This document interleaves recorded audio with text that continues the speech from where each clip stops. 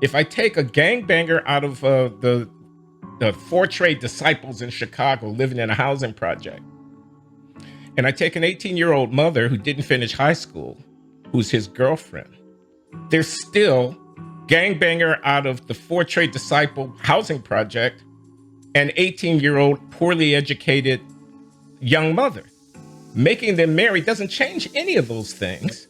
Yep. And therefore is not a solution to the problem. You have fetishized an institution which is the product, not the cause.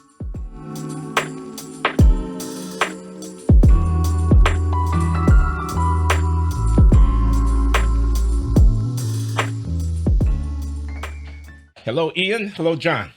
Hey, guys. This is Glenn Loury. Good to see you too, Ian. Glenn Loury, The Glenn Show. I'm with John McWhorter, my regular every other week conversation partner. He teaches at Columbia University and writes for the New York Times. I'm at Brown University.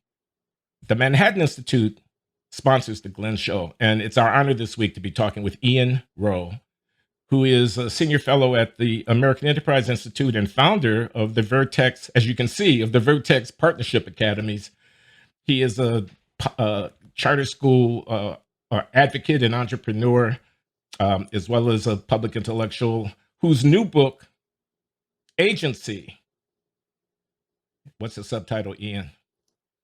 Oh my God, the subtitle of my book, let me read it. The 4-Point Plan, F.R.E.E. for all children to overcome the victimhood narrative and discover their pathway to power. What a subtitle. I can be forgiven for not remembering that one.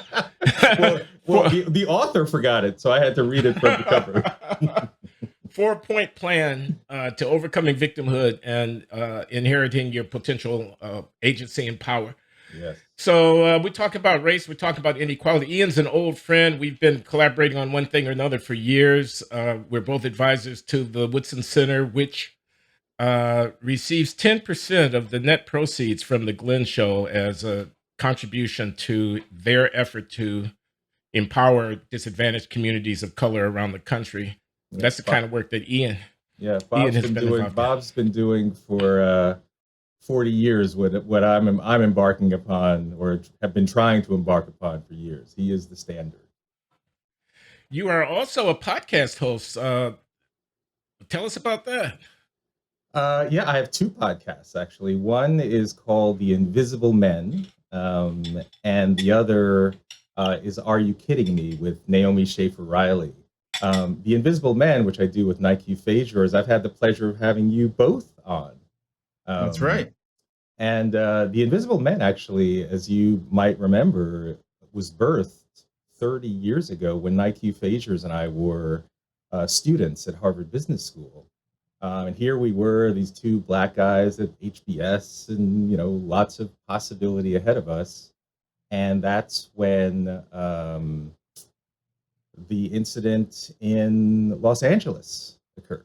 The person, the traffic incident, and Rodney King, and suddenly the entire country was on fire around race and policing.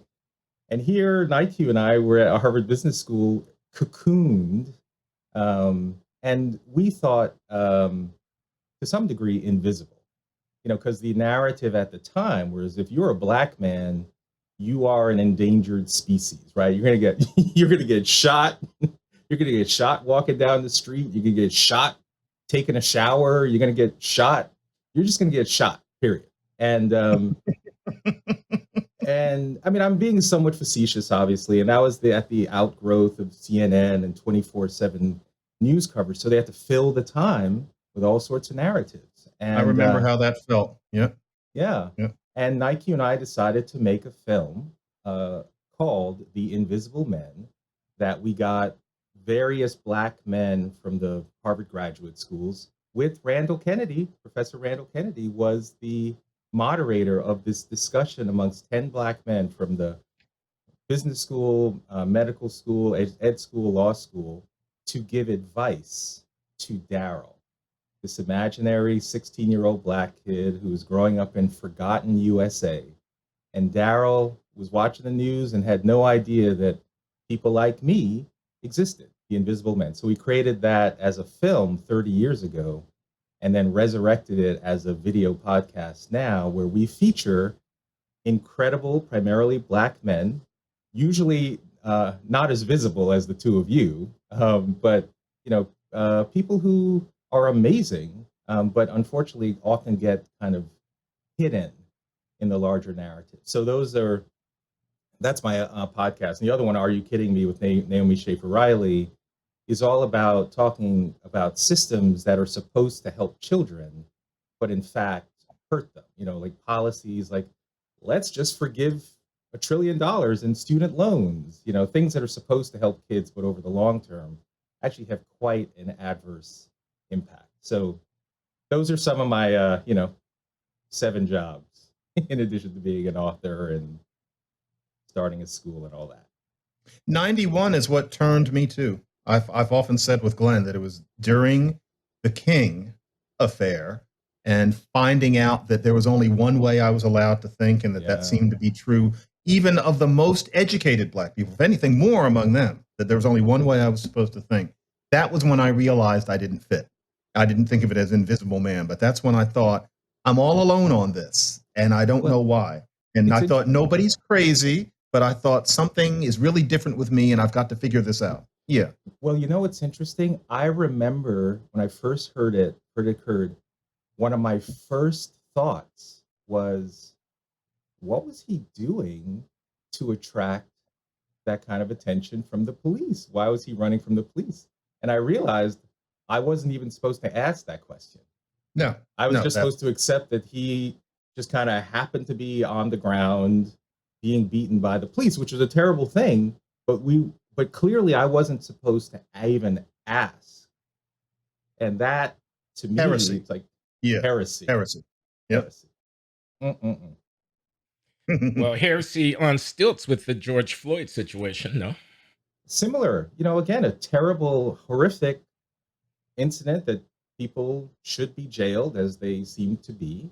But we have to ask the question, what led to that moment? Why were the police called? These are fair questions to ask. And I feel comfortable saying this a couple years out. I'm not quite with this attempt to make him a hero. Like, what happened to him was a horrible thing. But this idea that you take him from boyhood up to that night and make it seem like some sort of parable of the Black man trying his best, and he's almost some sort of role model, and there must be somebody who's writing an opera about him right now. I don't quite get that. I don't think he was a monster, but there's something a little weird about that trope as well. Well, part of the whole victimhood narrative is that it rests upon this idea that is, particularly for Black people, we're cleansed, right? We're cleansed of any kind of violence or proactive action that would justify this kind of behavior that in certain instances comes our way. And I feel we have to fight that.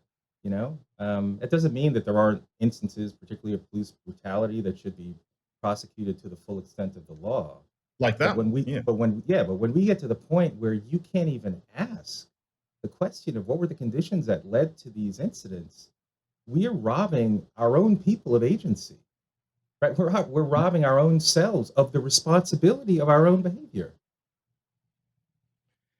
I agree, but I can hear the counter argument. You want to talk about conditions. Okay, well, maybe George Floyd was passing a counterfeit $20 bill and maybe he was resisting arrest. But the deeper conditions, the conditions of poverty, structural racism, et cetera. I mean, George Floyd had an education or didn't have one. George Floyd had a job or he didn't have one.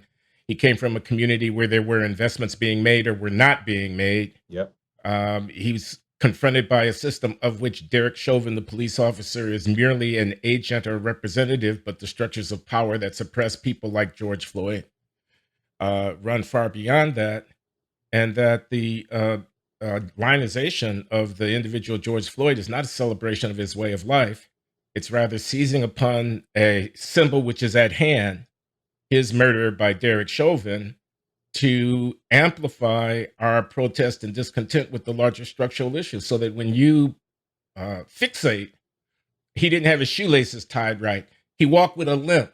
He didn't speak politely to the police officer. You trivialize the deep issues of justice and power that are at play in an incident like George Floyd.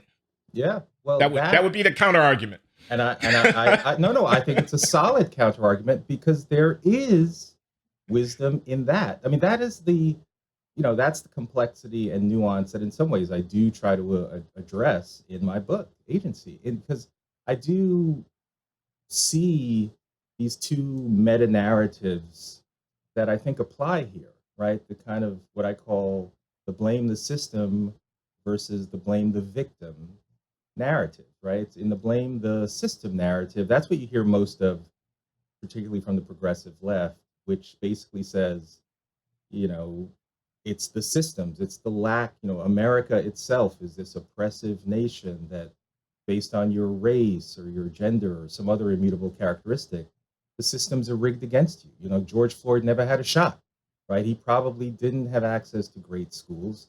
The schools that he did have access to were pretty crappy. He may have lived in a situation that had lots of deprivation, right? And that is the blame the system to the core argument. There's a white supremacist lurking on every corner. Capitalism itself is evil. And these systems are so rigged, so discriminatory, so powerful that you, and let's put on race, as you as a young Black person have no shot in this system, right? In addition, though, there is this other narrative that I am very empathetic to, which is part of the reason I run schools, which is the blame the victim narrative, right? And that narrative says, you're responsible. You're responsible for your own failure. You didn't pull yourself up by your own bootstraps, right? You didn't take advantage of all the opportunities that America has laid out in front of you. The problem with that narrative, of course, is that it's really hard to pull yourself up by your own bootstraps if you were born into an unstable family, not supported by a faith community, don't have access to school choice. The situation around you potentially is bleak, right? And so we have to have an empowering alternative to the blame the system and the blame the victim narrative, because I think what you just laid out, Glenn, is we have to acknowledge that there are kids growing up in that kind of situation that you just described. George Floyd. That doesn't mean that George Floyd isn't still ultimately responsible for the actions that he took on that day.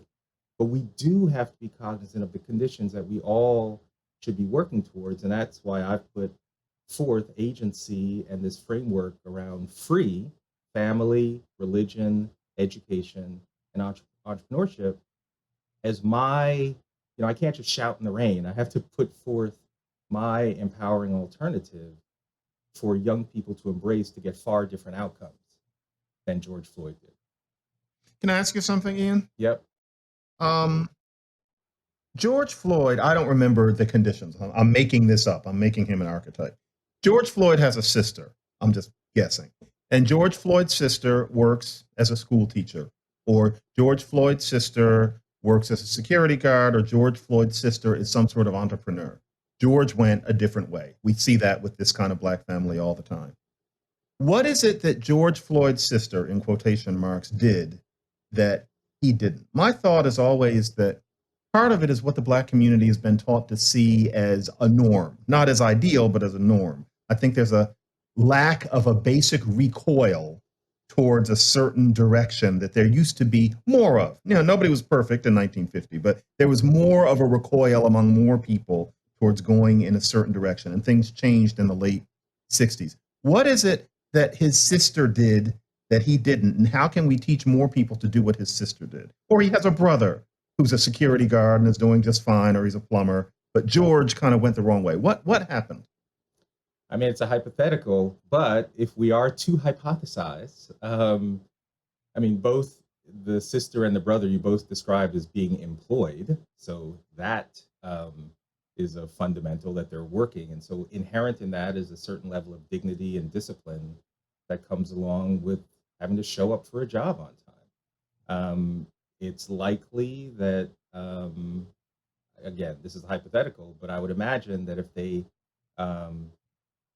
did not have a child outside of marriage, that would have put them in a dramatically different situation than I think George Floyd, who I do believe had children outside of marriage. And again, that single fact doesn't necessarily condemn someone to a life of horror. We know there are many stories of kids being born into single parent homes who become successful, while there are people born to married two-parent households who are not successful. But the data is overwhelming if you look at the profile. And when you talk about norms, I mean, in the Black family, as you guys talk about all the time, you talk about 1950, that's when the marriage rates amongst the Black community were, I believe, even higher than that of the white community. They were on a decline at that point, unfortunately, because of new norms, and some argue welfare policies starting in the 60s that actually started to create perverse incentives around things like marriage and the responsibility of work and finishing your education. I mean, all these things matter a lot. And again, I try to write about these things in agency, not in a way to be I don't know, punitive. Censorious. Yeah, you never are. Right, exactly. Yeah, because I don't think that helps win people to your side. I try to show empathy for, I'll say it, for George Floyd's life beforehand. I mean, the guy, as I understand it, was a convicted felon, or he armed robbery of a pregnant woman. I mean, I don't know if these things are true, but those are certainly the media reports. That kind of behavior deserves to be, incarcerated, but again, we should be able to do two things at the same time, which is to penalize behavior which is completely antisocial and dangerous, while also understanding the conditions that led to it and hold people accountable. I run schools because I want my students to know that they can do hard things, that there are pathways to prosperity even under tough conditions, but there's some ways that are better than others, right? And I'm happy to talk through all of it. Let's talk through it. What I want to ask you, what's so special about marriage? What is so special about marriage? Yeah.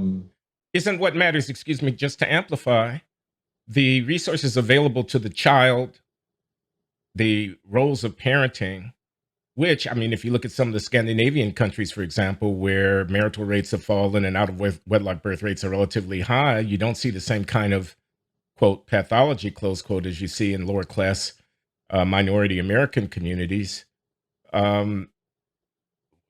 Is it a spiritual point? Is it a normative point, a values point? Are you saying people are behaving better? I mean, what's so special about marriage? There is a values point, and I've become more certain or courageous in saying that that's part of the rationale. Like, it's not just economic. However, economics do matter. You have two earners, two time providers, two love providers to children, which just make a difference relative to single parent households. And it is not to be lost on people that in the Black community, the poverty rate amongst married Black people has been in the single digits for generations. So, Nicole Hannah-Jones, who again, I'm sure you all know well, one of your people with three names, lead author for the New York Times 1619 Project, she wrote in her 8,000 word essay, What is Owed? It doesn't matter what Black people can do, what they're told to do to lift themselves out of poverty.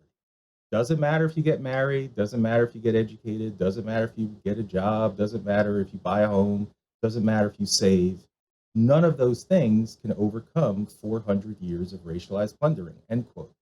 Now, of course, the irony is Nicole Hannah-Jones has done all of those things in her own life and is leading quite a prosperous life. And good for her, good for her. But to recognize the huge value that marriage has played, not only in the Black community, but across cultures. And what we're seeing now is the non-marital birth rate, particularly amongst women 24 and under, it's 71% across the country. It's 61% in the white community, right? It's devastating. This is now I think that's too high. You think it's too high? I mean, I don't know the number right in front of me, but I believe 61 would be too high for whites, but we could look it up. It's easy, it's easy to check. For women 24 and under. For women 24 and under. Okay. Because my particular I'll take your interest, word for it. yeah, my particular interest, no, this is an important point because there's a big difference today if there's a 38-year-old woman who's been working on Wall Street, who's decided to have a child independently. One can feel a certain way about that outcome. My particular interest is in young people who are making their passageway into young adulthood. The series of decisions, particularly between ages 15 to 24, that have lifelong consequences. So that's why I look at 24 and under rates. And for Black women, 24 and under, the non-marital birth rate is 91%. It's 61% in the white community, 71% overall. These kind of numbers are just staggering. They need to be known, and we need to share what the consequences of those kinds of decisions lead to for the parent as well as the child. So here's an objection. I'm playing the devil's advocate. Resourceful people, that is, people who have their shit together, people who are disciplined, people who have the ability of denial, of restraint, of orderly focus in their lives, do two things. They get and hold a job because they're resourceful people with skills, and they manage their interpersonal relationships such that they end up securing partners with whom they can have children. Both of those things are a consequence of the root cause, which is that the people are resourceful, disciplined individuals. You need to cause people to be resourceful individuals before you can get either of those things. The association that you're calling attention to, the married people do better, is a confounding of those two influences. The married people do better because the married people, quote, are better. That is to say, they are more effective and disciplined persons.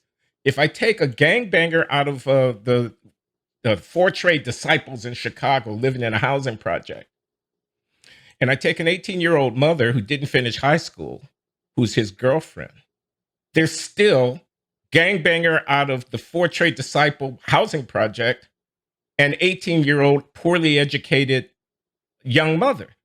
Making them married doesn't change any of those things. Yep. And therefore is not a solution to the problem. You have fetishized an institution which is the product, not the cause. Yep, Glenn. So my response to that is, how about we try to reach those same people, the 18-year-old, well before they develop the habits of mind that have put them in the situation that you're describing, which is what that you're describing is almost irreversible. That's why I run schools. I define agency, right? My definition of agency is the force of your free will guided by moral discernment. The force of your free will guided by moral discernment. The idea being that every young person has the ability to make decisions for themselves. The question is, how are you going to exercise your free will? So think of agency like a vector or velocity, where velocity is not just speed, it's speed and direction. So how do young people make the kinds of decisions starting at 12, 13, 14, 15, 16 to put them in a position to self-regulate, what you call discipline? I've just launched Vertex Partnership Academies. The core virtues of our school are courage, justice, temperance, and wisdom. For temperance, self-regulation, you just said delayed gratification, all of those things. So the question, how do we build that kind of environment as a deliberate intent of part of a school system and a part of a support structure for young people? And in my view, that comes from FREE, family, religion, education, entrepreneurship. So just taking family, I'm a big proponent of the success sequence, which, as many of your viewers probably know, is data that says if a young person just finishes their high school degree, then they get a full-time job of any kind, just so they learn the dignity and discipline of work. And if they have children, marriage first. 97% of young people who follow that series of decisions avoid poverty, and the vast majority enter the middle class. It's not a guarantee. As I've said, there are always exceptions on all sides, But what if we But started teaching that excuse me, Ian. 18-year-old? But what if we started teaching that 18-year-old those kinds of things well before their gang banging? They weren't kids weren't born in the gang, right? I'm sorry, and I don't mean to be obstreperous here, but you're not addressing my point. Yes, if you have kids who do the things that you were talking about doing, they're not going to be poor.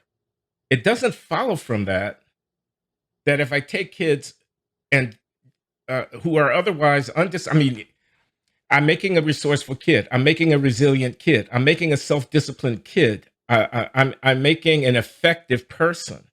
That person does a lot of things. They marry, they have their children after marriage, and they find jobs, and they stay out of trouble with the law. Those are the consequences of having made them an effective person. Mm-hmm.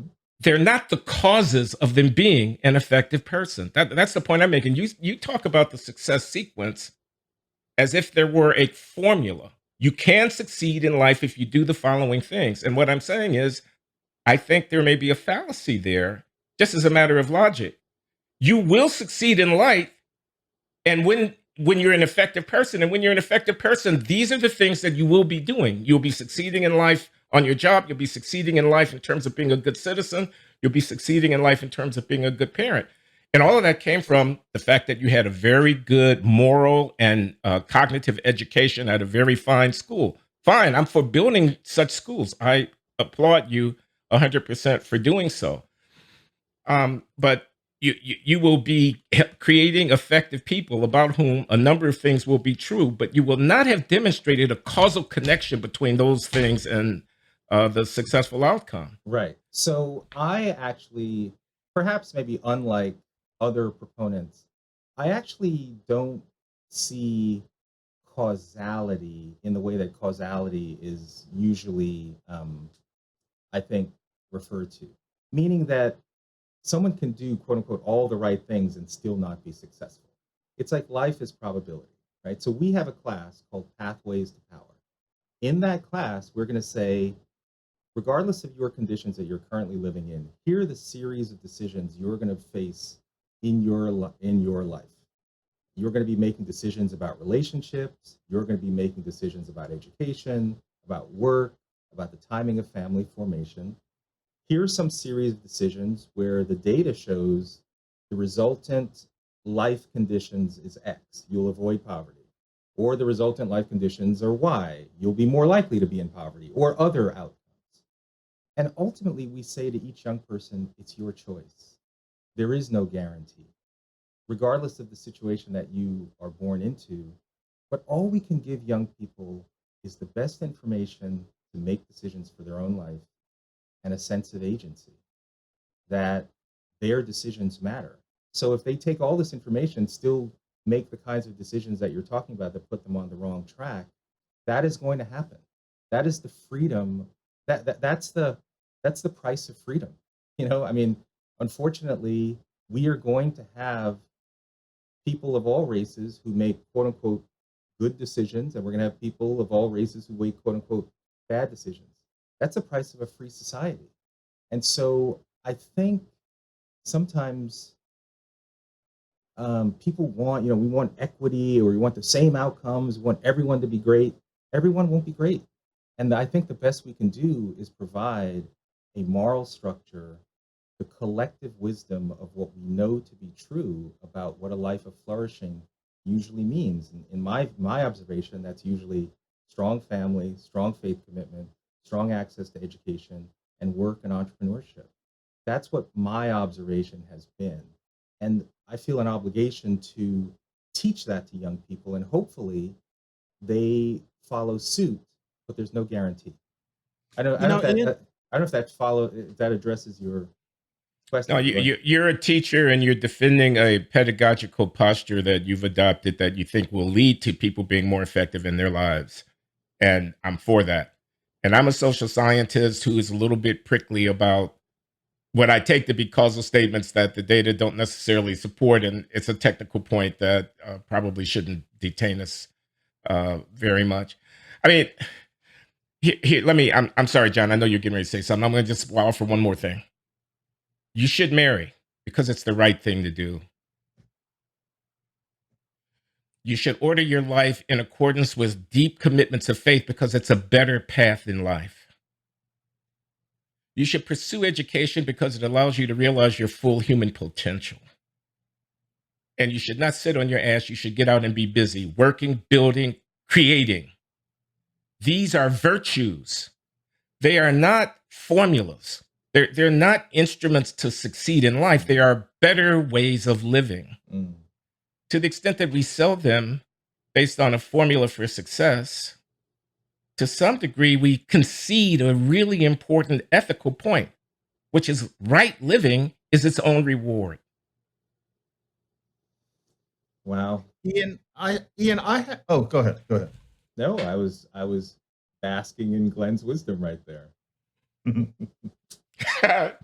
Thank you. Ian, I have this is a question, but it's a slightly long question. The one obstacle that I would wonder what you thought about was the tacit sense that to do the things you're talking about is not the Black thing to do. I don't think any Black person over 30 thinks this, but a great many people under 20 do.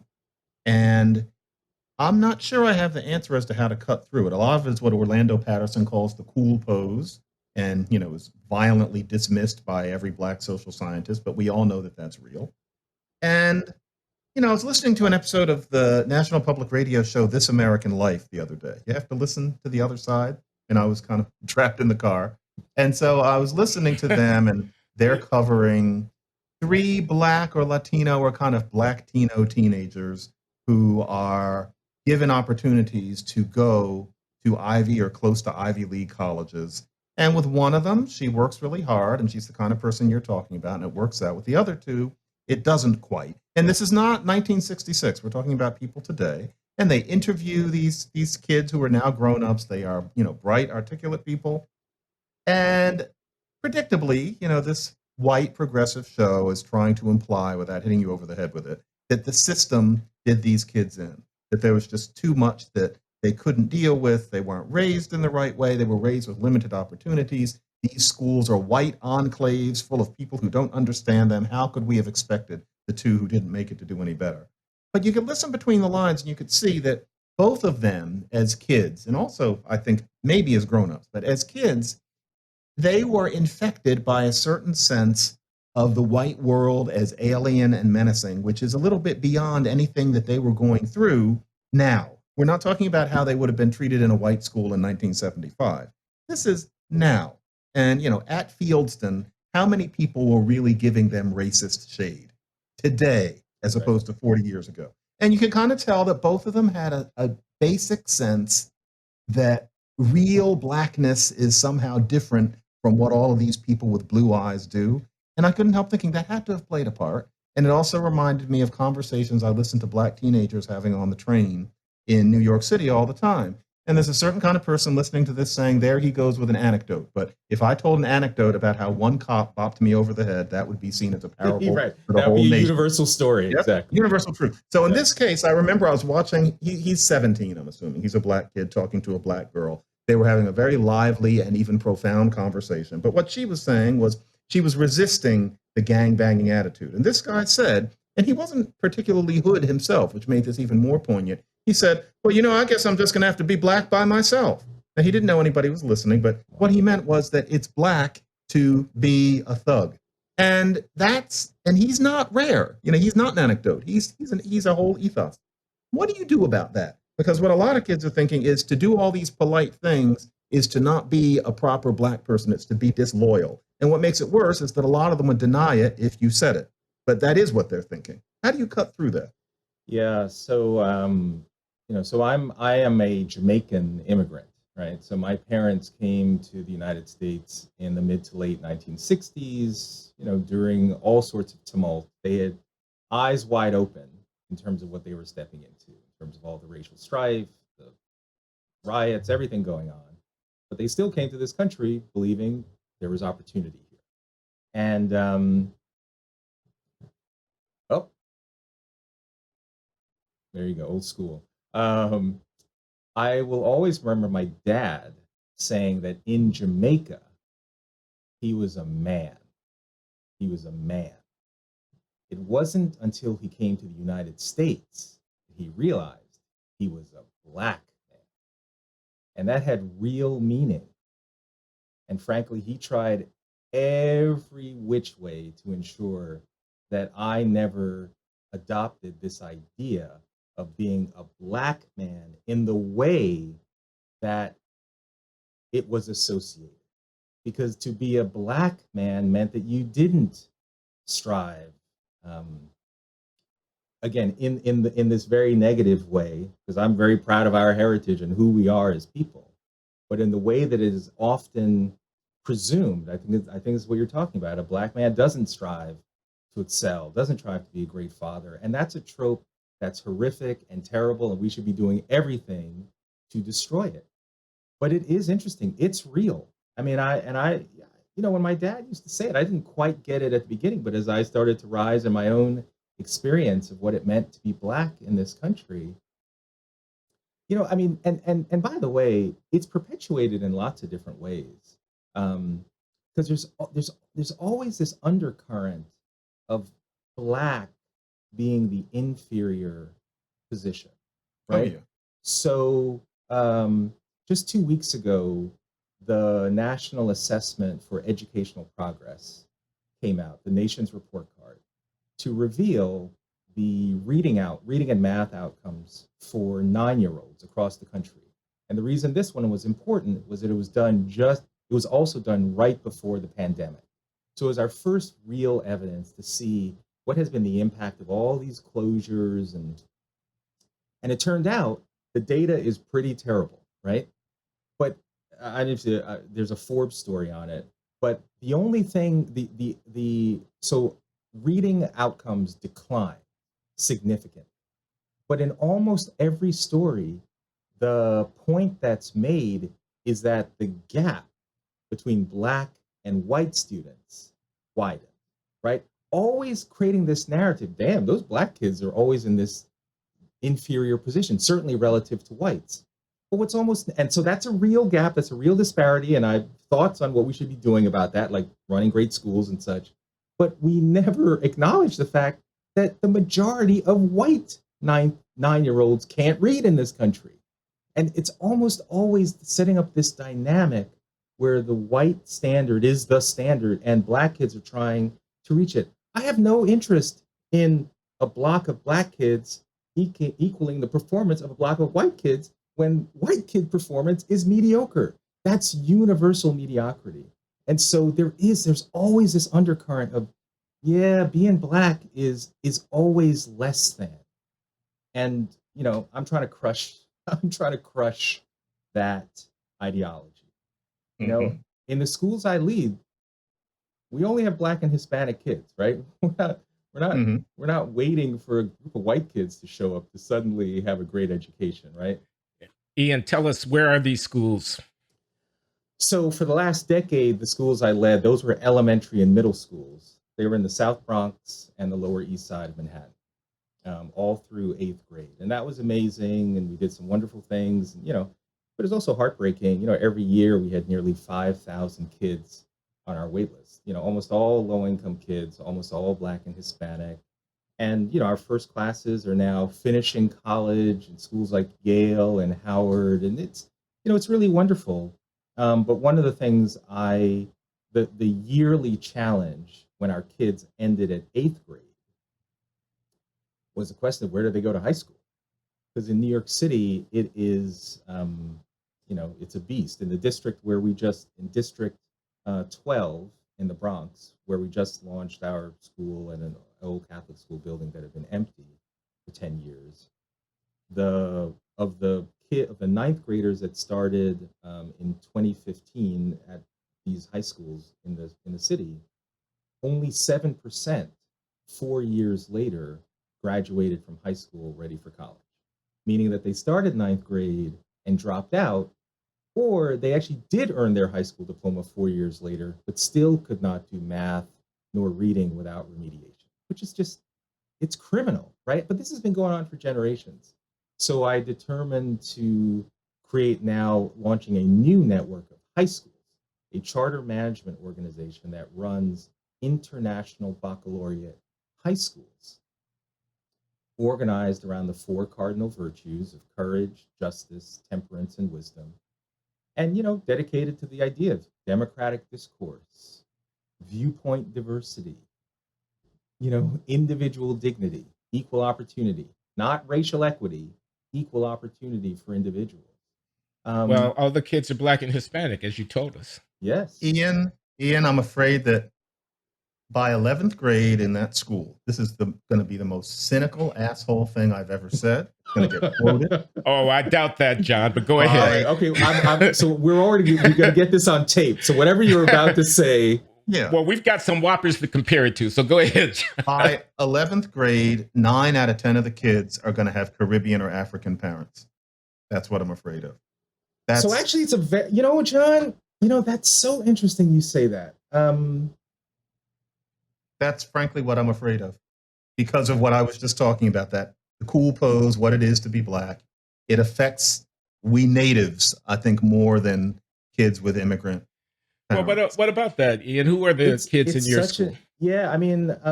So for the Black kids, I will say there is definitely a West African population, Caribbean population. We do have, more traditional Black Americans whose lineage has been in this country for many years. But I will not deny that what you're raising is a challenge. In general, one could argue against charter schools, right? Because again, I try to understand all of these arguments. Some argue that the relative success of charter schools, and not all charter schools are successful, but there's some that are quite powerful. But some would argue that's because of parent selection, of parents who are pre-motivated even to go out there and find a charter school. So it's quite possible. And it's even relevant to the even the Harvard case that's going on with the Supreme Court. When you look at kids, the kids getting into elite Black kids, they're often immigrant, children of immigrants, and so it's not even clear that that's the kind of Black person that affirmative action was even created for in the first place. So it's a legitimate argument. The way I deal with it, frankly, is I don't know. Just build more schools in the sense of at some point, because at the end of the day, look, I've never had parents, tell me that, Mr. Rowe, please ensure that your curriculum teaches my kids about all the victimhood that they're necessarily going to have to succumb to in this life. We had nearly 5,000 kids on our wait list at the network I used to lead. There's 60,000 kids on the wait list in New York writ large for charter schools. So, you may be right. You may be right that the majority of kids are coming from, and by the way, I can give you a few different characteristics: immigrants, religious. We see a strong, particularly in the Hispanic community, we see a large component of religious families that are seeking out higher education opportunities. In fact, I will even confess, as a charter school leader, part of the demise of Catholic schools over the last 2 decades has really been a function of the rise of tuition-free charter schools that are safe, that are often organized around core values, that has had an adverse impact on Catholic schools that charge tuition. My hope is to expand the pie, so even more, especially in the last 2 years when Catholic schools have done really well in terms of providing high quality education in person. But so you may be right 2 years from now, but my answer is, okay, well then let's just build more great high schools so that there's enough seats for people of all backgrounds, because success breeds success. Success. How many seats are there? Excuse me, Ian. So, You say 60,000 waiting list citywide. I guess there's close to 1 million students in New York City's public schools. Correct. 60,000 is a 6%. What's the capacity of the charter school ensemble in the city of New York? How many? Well, right now, altogether. Right. So I think right now in New York City, there's about 220 charter schools educating about 120,000 kids. And again, there was 60,000 on the wait list. This was as of 2019, with COVID and all that. I don't know what the exact numbers are, but it's high. But the constraint, when you say the capacity, right now, it doesn't matter because there's a cap on charter schools. You can't open brand new schools. If we had no cap, the number of education entrepreneurs like me who have great ideas, who want to go into communities where only 7% of kids are graduating from high school ready for college would explode positively. So I can't even answer the question of what's the capacity because there's an artificial constraint that's been imposed by teachers' unions and others that is impeding the ability to provide a fantastic education for low-income kids of all races in our city. I'm going to ask you another question, and I don't mean to be rude. Where does the money come from? That's not rude. That's not rude. You need money to run schools, right? Exactly. I want to know, and to open school, you say you open in a network of high schools, notwithstanding the cap? Yes. I want to Who's have many financing schools. this? I want to have many schools. So the way the charter school financing works is that, first of all, charter schools are public schools. So that's an important fact to establish. There are traditional district schools. There are magnet schools. There's specialized high schools like Stuyvesant or Brooklyn Tech, where I went to school. And then there are charter schools, public charter schools. All these schools are public schools. That's a very, very, very important to establish, which means that every single kid comes with a certain amount of funding per pupil. It turns out for charter school kids, it's about 75 to 80% of what you would get for a traditional district school. So we're still underfunded, but no bother. We want equity there, but no bother. We're still fighting for funding parity, but we still want to demonstrate that over time, what happens is when you start a school, let's say you start an elementary school with kindergarten and first grade, you still have an infrastructure of a principal, an assistant principal, guidance counselor, teachers, blah, blah, blah, blah, blah. But the number of kids that you have isn't enough to pay for the entire enterprise. So every charter school has to build to a certain number of students until you hit a certain threshold. And then the beauty is, then that school can exist in perpetuity on public dollars, demonstrating that you can get exceptional academic outcomes for an even lower amount per pupil, given that charter schools are underfunded. So that gap of time before you're at this number of students, you need to get to this number of students to reach self-sustainability. That's where philanthropy comes into play. So we've received funding, and there's some usual suspects, but the Walton Foundation, Charter School Growth Fund, we've been supported by a number of high net worth individuals. And the thing about our school, we, as you might imagine, like you won't see a DEI initiative at our school, right? We're dedicated to equality of opportunity, individual dignity, our common humanity. We're not looking to break up our students by, well, the white kid, well, if we had white kids, but we're not, we're not doing privilege walks in our school where we're breaking people up by race or doing PD. And so there's some funders who, if they don't see that, they're like, you're not anti-racist enough for us. But then there are a whole bunch of other funders who say, wow, maybe we can actually create an environment where we can have democratic discourse, viewpoint diversity around contentious issues. We can educate kids as individuals who have unbelievable potential, not curtailed by their race. So you got to, so you have to go out and find the funders that will help you. And so I call this amount of money, they aid us. It's a few $1 million. You got to go out and raise the money. The approved interim deficit until self-sustainability. Aid us. Okay. So the kids come with their money, but not 100% of the money that they would come with if they went to a conventional public school. Right. And the gap is covered with philanthropy, at least until you get to a certain scale where you can be self-sustaining. Yes. And you mentioned unions. Oof. Let me just say, teachers are... Go on. Teachers are our lifeblood. We love teachers. highly prepared, highly effective teachers, along with a great principal, can make all the difference in the world. There's a big difference between teachers and the institutions like teacher unions that represent them. And we, unfortunately, have just had an altercation with the UFT, which is one of the two big teachers unions here in New York, where they sued us. They actually sued us to block the opening of Vertex Partnership Academies. Because as I mentioned earlier, there's a cap on charters. You can't open new charter schools. But what you can do is that every charter school, again, these are some details, but I think they're actually important for folks to understand, which is that if you open a charter school, let's say K to 5, an elementary school, and you do well, the last thing you want to do is that at the end of 5th grade, you want to send your kids back out into the same schools that many of your families were trying to escape from. So you typically apply for an extension. You go from K to 5 to K to 8, and your state authorizer evaluates your performance and then says, yes, you can now educate middle school students.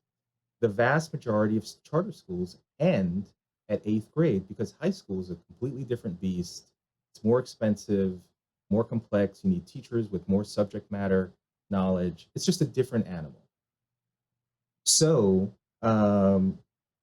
so all these charters basically have underutilized capacity from grades 9 through 12, right? So I said, and in fact, in New York City, there were about 186 charter elementary schools. Only 29 go all the way through 12th grade. So the vast majority of kids, even if they're getting a good education in elementary and middle school in the charter world, they're thrust back into what I call the abyss at the high school level. So I came up with the idea to say, well, what if existing charter schools that currently end at 8th grade, like the one I used to lead, said, we're going to extend through 12th grade, and then we're going to partner with a new entity, Vertex Partnership Academies, to now run a world-class international baccalaureate high school for our rising 9th grade.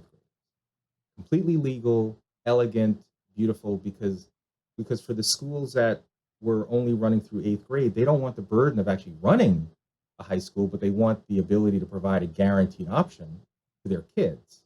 And so that's what we did.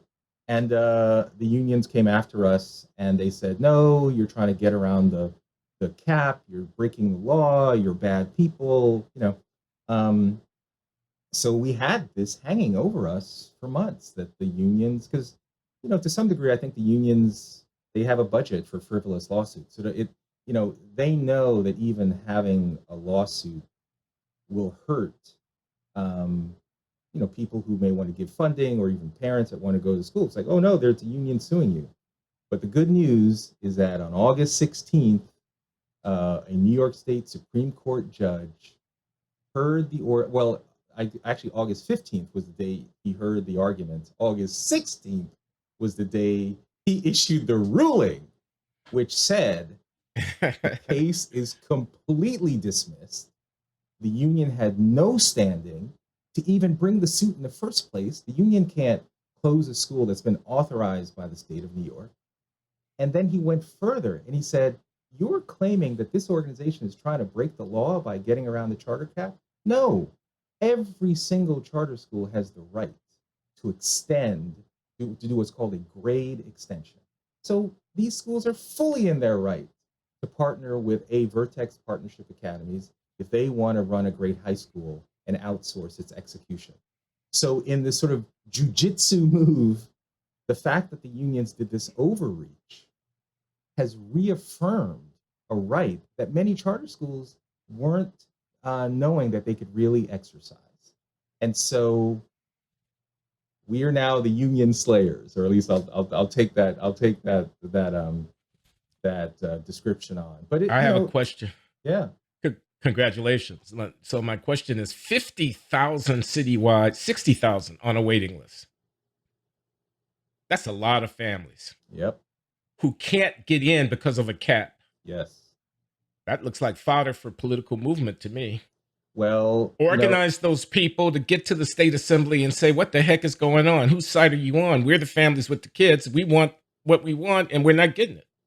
So, when people say, well, there's systemic racism, there's institutional racism, there's structural racism, it's interesting. There are systemic barriers, right? Some like Bob Whitson say, well, yeah, a time there was when racism was enshrined into law, you could really point to structural racism per se. This is an example of a true systemic barrier, because it's affecting kids of all races, frankly, right? But it's a true systemic barrier. So that's why when I say like blame the system is an ideology that's generally flawed, there are some systemic barriers that we need to address. And I'm determined to bring the case that you just said, Glenn. How can it be that 60,000 kids, primarily low income, primarily Black and Hispanic, who all they want is a good shot for their kid, to be told, sorry, you've got to go to the same school that for generations, only 7% are graduating from high school ready for college? It's the greatest crime that's happening. And yet, we're wasting time. Like, let's just, forgive student loans, or all these stupid policies that actually hurt children. And meanwhile, there are people who want to do the right thing with their kids, regardless of the decisions that they may have made in their own lives. And we have a bureaucratic stranglehold. And unfortunately, not all the people who are imposing this stranglehold are lily white, if you know what I mean. And it's very frustrating. And the whole charter movement is associated with being a Republican. And so for many people who only have so much opportunity to think about it, they figure they're supposed to be against it because Republicans like it. And if you're a certain kind of ideologue, you figure our job is to make the public schools better, although nobody has any real formula for how you could do that at scale in less than 50 years. Yeah. And so we end up sitting in that holding pattern. Yeah. Imagine you're the 22-year-old mom of a 5-year-old. And whatever decision you made in your own life, you want your 5-year-old to have a shot, and to be told, no. The public schools, they'll be good like 50 years from now. The public schools, right. Yeah. By sending your kid to a school that you almost know with certainty is not going to educate your kid well. How is that justice? And it's very frustrating when institutions that purport to represent the interests primarily of low income or Black and brown kids aren't taking this on, and in fact are taking the other side. That is very frustrating, and I think we have to call it out. This is trench warfare, and I run schools because I care about our kids. And it's very frustrating when I see people who, look like me, who are on the other side of the table. Okay, schools. What about the more general political climate on racial issues? We started off talking about Rodney King and George Floyd and all of that. Glenn, we're running up against when I need to get on the train and go to work. I hate to put something so mundane into it. Then, we're at about an hour, and we can conclude the conversation, John, if you need to take off and carry on another occasion. That went part very 2. Quickly. We could be on for hours. Yeah, it did go very quickly. Glenn, if there's just one more, I can hold on for that. Yeah, because I want to hear what you're going to say. Ian and I were both at a conference in Dallas, Texas that gave me hope. At the Old Parkland Conference Center, which Harlan Crow, the industrialist, has stood up in Dallas. It's a very elegant and wonderful place, celebrating American civilization. A bunch of thinkers and doers, some of us Black, some of us white, came together to share ideas about which way forward for elevating the circumstances of people of African descent in this country. And it was a very moving event, celebrating the life of Thomas Sowell, the conservative economist whose many books on these issues have been enlightening for many of us, and enjoying the company of Justice Clarence Thomas, who attended the entire conference and made a few remarks. There were many interesting people there, and Ian and I were part of the organizing committee that consisted also of Shelby Steele and Jason Riley. Jason Riley of the Wall Street Journal. Indeed, thank you. Sorry, Jason. And I just thought you might make a few comments since you were right at the center of it and the follow-up on the conference in terms of putting out videos of people's speeches and what the next steps might be and whatnot. Can we talk about that a little bit in the next 5 or 10 minutes? Yeah, thank you for raising it. I mean, as you said, it was a homage to Thomas Sowell, who back in 1980 was already seeing signs of the incredible levels of Black progress that had occurred throughout the early 1900s through the 50s was slowly starting to decline, if not stall. And why was that? And he started looking at a number of the policies that had been implemented in the 1960s and 70s, and he had the audacity to ask the question, could it be that maybe some of these policies have actually slowed down our progress? And I may not have the right answer, but can we at least have a conversation that there might be empowering alternatives that can accelerate this progress within the Black community and probably the plight of others, because if we were to look at that as an example.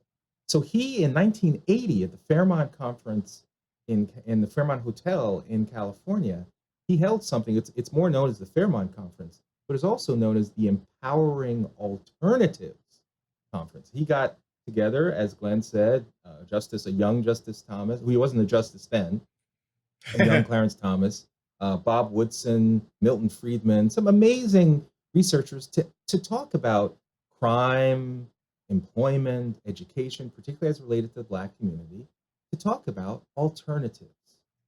And it was a big thing back then to have, 100 plus more center-right leaning Black people talking about these issues.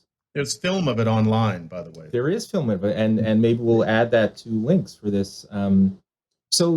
But the one challenge to that conference, and I think Justice Thomas and Professor Sowell will say the same, is that the ideas that were discussed didn't gain enough traction in the communities that we were all concerned with. So 40 years later, as you say, Glenn, me, Shelby Steele, and Jason Riley, I felt like a little player amongst these giants. So hopefully I held my own. But you did. But we put on the Old Parkland Conference, and it was incredible. And it was Hoover Institution, Manhattan Institute, and American Enterprise Institute, who said, let's do a similar thing. With the incredible levels of progress, what have we learned over the course of these 40 years? And again, we'll put the links in so people can watch the videos. In fact, Glenn, you and I and Bob Woodson actually did a conversation with Peter Robinson. We did for his Uncommon Knowledge podcast. And it's already been viewed more than, I think, 400,000 times. So there's some great ideas. So we'll link not only to Peter Robinson's interview of me, Bob, and Ian, but also to the material online about the Parkland Conference. Yes. And if we can find it, to what little snippets there are of the original Fairmont Conference, 1980. And so let me end with this, which is my biggest concern as we were going into that event was what happens afterwards. Because it's quite an amazing thing to get people together for 3 days and talk about these panels. And, we have Ralph Mangual talking about crime. We had, oh my God, from Harvard, oh my gosh. Roland Fryer. I mean, we had amazing people talking about a range of issues for where we're seeing progress or not. And so what I'm doing, I know all of us are doing things in our own right, but American Enterprise Institute, partly in relation to my book, Agency, in this framework called F.R.E.E., we're launching a free initiative to have a series of events around the country to have what I'm hoping to be a catalytic impact. So the first one will be in Birmingham, Alabama, November 2nd through the 4th, where we're getting together local leaders in Birmingham who may or may not be connected, but around what do we know about human flourishing and the institutions of family, religion, education, and entrepreneurship to drive greater outcomes locally. Then we're having the next one will be in Salt Lake City in late March to demonstrate that no particular group of people have a monopoly over the issues facing our local communities. And so this is what I I and AEI and others will be doing as sort of, how do we bring the ideas to the people? I really hope my career, to the degree that I'm remembered, is someone hopefully who could do what we're doing right now, which is have the intellectual discussions about these important issues, but then take on the challenge of bringing those ideas into reality, running schools, bringing together local leaders, organizing these efforts in communities. That's the only way we're going to change. That's the way I remain optimistic about our work. We have to do in addition to everything we discuss. Excellent. That's Ian Rowe, American Enterprise Institute, charter school founder and leader in the effort to empower people to fulfill their full human potential, people of all races and creeds, family, religion, education and entrepreneurship. Get the book, Agency. Thanks a lot, Ian. Thanks, guys. That was amazing. Thank you, Ian.